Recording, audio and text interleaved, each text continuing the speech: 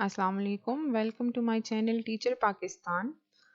आज हम अपने सब्जेक्ट ट्रेनिंग एंड डेवलपमेंट को थोड़ा सा आगे बढ़ाते हैं और आज हम पढ़ेंगे इसमें ट्रेनिंग नीड्स एनालिसिस प्रोसेस। ठीक है, इसको हम थोड़ा सा डिटेल में पढ़ेंगे। जितने भी कंटेंट्स हैं हमारे कोर्स आउटलाइन में उन सबको कवर करने की कोशिश करेंगे। तो सबसे पहले हम डिस्कस करते हैं the needs analysis process, why it is necessary. Needs analysis is a formal, systematic process of identifying and evaluating training that what should be done or specific need of an individual or group of employees, customers, suppliers, etc.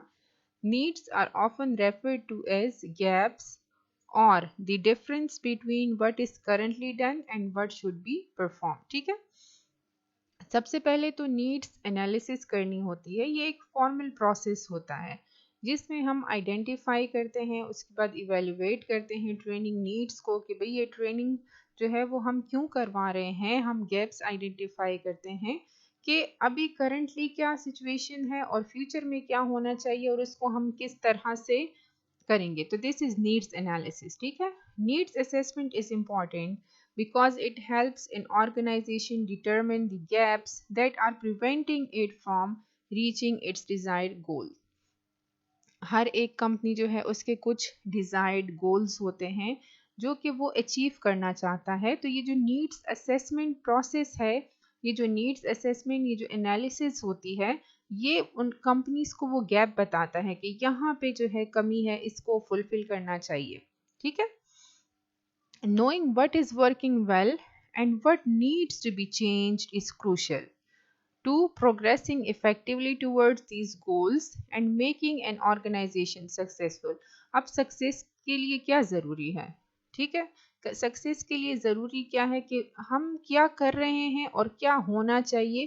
तो वो जो gap हम identify करते हैं, वो changes जब हम लाएंगे तो हमारी ऑर्गेनाइजेशन जो है वो फर्दर सक्सेसफुल होगी। What are the causes and outcomes? अब causes क्या हैं? The reasons और pressure points जिसको हम कहते हैं of the training needs analysis are as follows. New technology.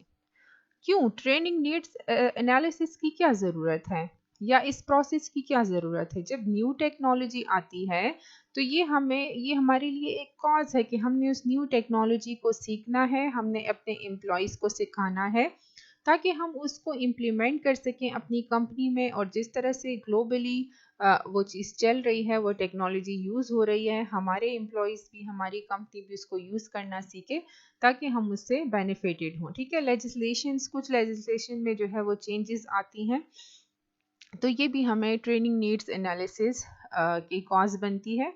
Lake of basic skills, अगर आपके एम्प्लॉयज़ के पास बेसिक स्किल्स नहीं हैं, अगर उनमें वो स्किल्स नहीं है जो कि फॉर एग्जांपल वो स्किल्स किसी भी लेवल में हो सकते हैं, प्रोडक्शन लेवल वर्कर्स में भी हो सकते हैं, मैनेजरियल लेवल पे भी हो सकते हैं, तो वो बेसिक स्किल्स उनको सिखाना है। ठीक है, पुअर परफॉर्मेंस, अगर आपकी कंपनी जो है वो अच्छे से परफॉर्म नहीं कर पा रही तो फिर आपने नीड एनालिसिस प्रोसेस जो है वो करना है और ट्रेनिंग नीड्स एनालिसिस करनी है कि कहाँ पे पुअर परफॉर्मेंस किस वजह से हो रही है। और जब आपको वो गैप आइडेंटिफाई हो जाता है तो आप उस पर काम करना शुरू कर देते हैं। ठीक है, फिर ये तो हुई कॉजेज। अब इसका आउटकम क्या निकलता है? जब ट्रेनिंग नीड्स एनालिसिस, ये प्रोसेस, ये प्रोग्राम जब हो जाता है तो इसका आउटकम क्या निकलेगा? The outcome of TNA are as follows, what trainees need to learn. ठीक है, आउटकम के ट्रेनीज ने क्या सीखना था, हु रिसीव्स ट्रेनिंग। अब ट्रेनिंग जो है वो कौन रिसीव करेगा? पुअर परफॉर्मेंस कहाँ पे है फॉर एग्जांपल, ठीक है, या टेक्नोलॉजी कहाँ पे इंट्रोड्यूस हुई है, या जितने भी कॉजेज हैं TNA के, तो उसको हम आउटकम्स को उसके साथ मैच करेंगे। What training method is appropriate, क्या ऑन दी जॉब ट्रेनिंग होनी चाहिए, क्या ऑफ दी जॉब होनी चाहिए। ठीक है, फ्रीक्वेंसी ऑफ ट्रेनिंग, कितना फ्रीक्वेंटली जो है वो हमने ट्रेनिंग करनी है, क्या हर वीक करनी है, क्या महीने बाद करनी है, क्या साल में एक दफ़ा करनी है। How to facilitate transfer of training. ठीक है, अब ट्रांसफ़र ऑफ ट्रेनिंग का मतलब क्या है कि एक ट्रेनिंग प्रोग्राम जो है वो हम अरेंज कर रहे हैं, तो अब उस ट्रेनिंग प्रोग्राम को हम डिफरेंट लोकेशंस पे किस तरह से उसको अरेंज कर सकते हैं। ठीक है, how training should be evaluated. अब जब ट्रेनिंग हो रही है तो क्या वो ट्रेनिंग सक्सेसफुल है या नहीं है, उनको किन पॉइंट्स पे हम इवेल्युएट करेंगे। Buy versus build training decisions कि भाई हम खुद जो है अपने एम्प्लॉयज़ को ट्रेनिंग दें, अपने मैनेजर्स को क्या खुद ट्रेनिंग दें या उनके लिए बाहर से रिसोर्स पर्सन मंगवाएं और उनके ज़रिए से हम उनको ट्रेन करें। ठीक है, अब इस ट्रेनिंग में पार्टिसिपेट कौन करता है, who will participate, the stakeholders. ठीक है, एक होता है स्टॉक होल्डर्स, एक होता है स्टेक होल्डर्स। स्टेक होल्डर्स वो सारे लोग होते हैं जो किसी भी चीज़ से अफेक्ट हो रहे होते हैं। तो अफेक्टीज या स्टेक होल्डर्स इसमें कौन है, वो सब के सब पार्टिसिपेट कर रहे होते हैं नीड एनालिसिस प्रोसेस में। वो है दी लर्नर, किसने लर्न करना है, एम्प्लॉयज़ ने लर्न करना है, मैनेजर्स ने लर्न करना है, सुपरवाइजर्स ने जो है वो लर्न करना है, ट्रेनर। ट्रेन कौन करेगा, ठीक है, क्या वो अपने मैनेजर्स हैं, क्या वो इंटरनल लोग हैं, क्या हम एक्सटर्नल रिसोर्स पर्सन्स ला रहे हैं। मैनेजर ने जो है लुक आफ्टर करनी है, उसको देखना है, चीज़ों को मैनेज करना है। फाइनेंशियल मैनेजर, उसने जो है फाइनेंसेस अरेंज करनी है कि ये ट्रेनिंग है, इसमें जो है कितने एक्सपेंडिचर्स हमारे एक्सपेक्टेड हैं, उनको हम कहाँ से फुलफिल करेंगे, बजट कैसे बनाएंगे। एग्जेक्टिव्स ने जो है वो बाहर की दुनिया देखनी है, स्वॉट एनालिसिस करनी है। ठीक है, एंड डायरेक्टर्स जो है वो डिसीजन मेकिंग के लिए जो है वो इसमें इन्वॉल्व होते हैं। The learners responsibility in this regard is to learn, have strong sense of ownership and responsibility in the learning process. ठीक हो गया। अच्छा, what are the advantages and disadvantages. अब हम थोड़ा सा एडवांटेजेस को पहले देखते हैं। According to Bentley 2006, training need analysis helps organisation construct sound training activities that aid value to the training process and direct organizations toward the achievement of their strategic objectives। ठीक हो गया, ये बात तो क्लियर है। RIE 2000 denotes that TNA, training need analysis, is the process that defines what is missing in the performance of the employees and provides organizations a base on what to be deal with। ठीक है, Armstrong 2003 indicates that TNA recognizes performance gaps in employees and smooths the progress of the learning and development of new skills and knowledge to mitigate current performance gaps, and in addition makes possible to deal with the future learning needs and development। ठीक हो गया।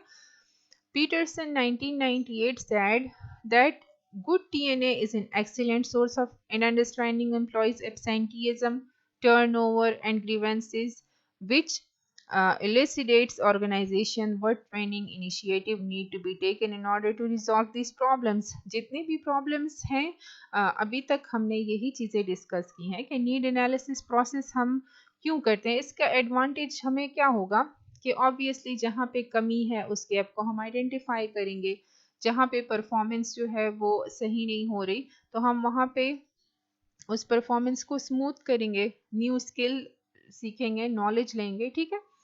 अच्छा, Boydell and Leary 1996 state that a sound training need analysis is an effective approach to understand whether employees' performance meet current organization objective। ठीक है। अब disadvantages, obviously हर चीज़ के advantages भी होते हैं और डिसएडवांटेजेस भी होते हैं। तो according to Anderson 1994, TNA is highly systematic and traditional, as this involved gathering data from various sources on employees' knowledge, skills, and attitude, which is time consuming and highly expensive for the organizations, as needs are constantly changing over time and previous needs may become obsolete by the time the analysis is done। ठीक है।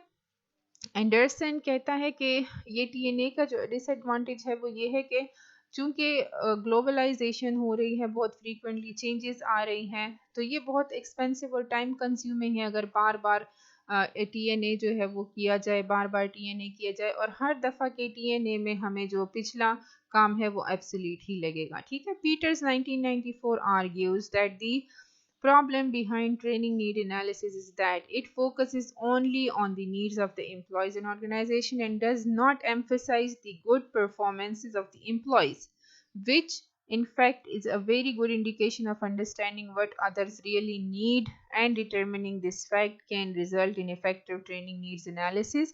Peters कहता है इसका जो main जो बात है इसमें, वो कहता है कि हम खुद से एनालिसिस करते हैं और हम देखते हैं कि भाई ऑर्गेनाइजेशन को क्या चाहिए, एम्प्लॉयज़ को क्या चाहिए, इंस्टेड ऑफ कि हम उनकी अंडरस्टैंडिंग को देखें कि वो क्या चाहते हैं। वो determine the fact result in effective training need analysis कि भाई वो क्या चाहते हैं। हमें ये अंडरस्टैंड करना चाहिए कि एम्प्लॉयज़ जो हैं वो क्या लर्न करना चाहते हैं। It is very important to understand whether TNA truly focuses the needs of the individual and organization. They argue that TNA can be ineffective if it is based on the perceptions and opinions of certain people, which can lead to the ineffectiveness of training program. कहते हैं कि अगर TNA आपका ये बड़ा ज़रूरी है, इसके इफ़ेक्टिवनेस में ये बहुत ज़रूरी है कि ये इंडिविजुअल और ऑर्गेनाइजेशन को क्या टोटली उसको कवर अप कर रहा है, क्या सबकी फीडबैक लेकर ये काम किया जा रहा है। अगर नहीं, अगर कुछ लोगों की परसेप्शन है, अगर कुछ स्टेक होल्डर्स हैं जिन्होंने इस चीज़ को एनालाइज करना है, तो वो ज़ाहिर है अपना परसेप्शन, अपना ओपिनियन यूज़ कर रहे हैं instead of team work, instead of के पूरे ऑर्गेनाइजेशन को, तमाम एम्प्लॉयज़ को जो है वो उसमें इन्वॉल्व किया जाए, तो ये ट्रेनिंग प्रोग्राम जो है ये काफ़ी इनफेक्टिव हो सकता है। ठीक है जी, what are the methods used in the process? Several basic needs assessment techniques include direct observation. ठीक है, डायरेक्ट ऑब्जर्वेशन के जरिए भी TNA कंडक्ट हो सकता है। क्वेश्चनियर, एम्प्लॉयज़ में क्वेश्चनियर जो है वो बांट दिए जाते हैं और फिर वहाँ पे उनसे ओपिनियन लिया जाता है। कंसल्टेशन विद पर्सन्स इन की पोजीशंस एंड और with specific knowledge.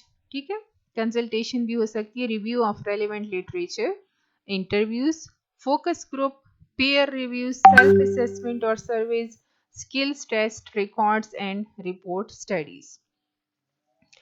What is the need assessment process? अब हम देखते हैं कि what is the process basically. TNA is the method of determining if a training needs exist, and if it does, what training is required to fill the gap.